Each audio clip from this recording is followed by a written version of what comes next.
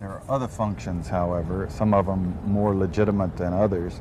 One is to run secret wars, the covert action that's written and talked about so much, like what's happening in Nicaragua today from Honduras.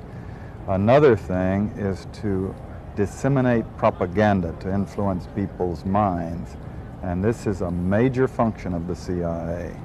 And unfortunately, of course, it overlaps into the gathering of information. You have contact with a journalist, you will give him true stories, you'll get information from him, you'll also give him false stories. But you do buy his confidence with true stories? You buy his confidence and set him up.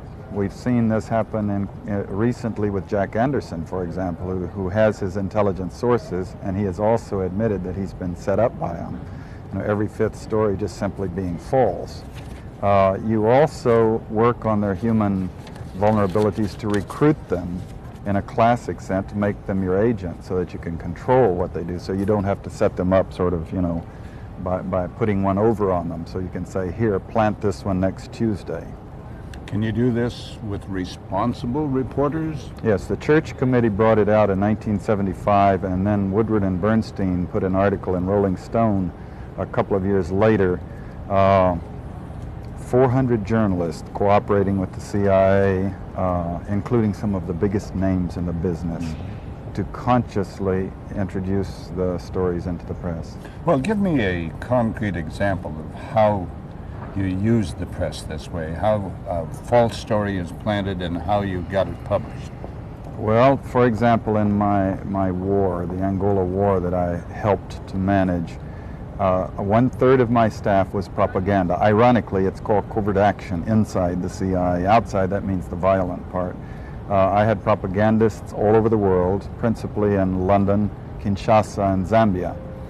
We would take stories which we would write and put them in the Zambia Times, and then pull them out and send them to a journalist on our payroll in Europe.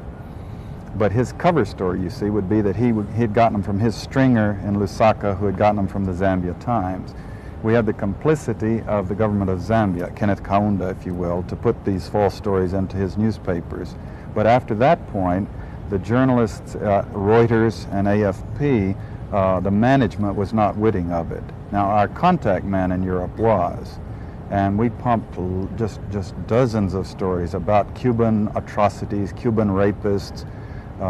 In one case, we had the Cuban rapists caught and tried by the Ovimbundu maidens who had been their victims, and then we ran photographs that made almost every newspaper in the country of the Cubans being executed by the Ovimbundu women who supposedly had been their victims. But these were fake photos? Oh, absolutely. We didn't know of one single atrocity committed by the Cubans. It was pure, raw, false propaganda to create an illusion of communists, eating babies for breakfast and that sort of totally false propaganda.